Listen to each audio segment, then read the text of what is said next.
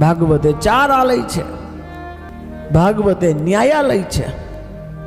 ન્યાયાલયમાં ગ્રંથ ઉપર હાથ મૂકીને બોલવાનું હોય, અહીંયા ગ્રંથમાંથી જોઈને બોલવાનું હોય।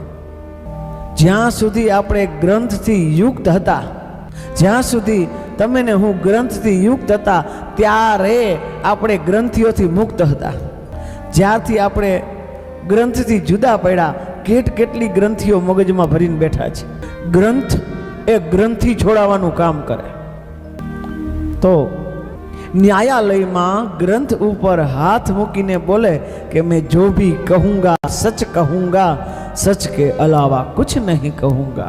પછી એને ન્યાયાધીશને ભરોસો હોય કે આ એક વખત ગ્રંથ ઉપર હાથ મૂકીને બોલ્યો છે ને, હવે આ કોઈ દી ખોટું નહીં બોલે। એમ મારા વાલા, ખાલી ગ્રંથ ઉપર હાથ મૂકીને કોઈ ખોટું ન બોલતો હોય તો ગ્રંથ વાંચીને બોલવા વાળો કોઈ દી ખોટું ન બોલતો હોય। આપણે તે 4 આલયમાં એમાં એક ન્યાયાલય છે। 4 આલય, ન્યાયાલય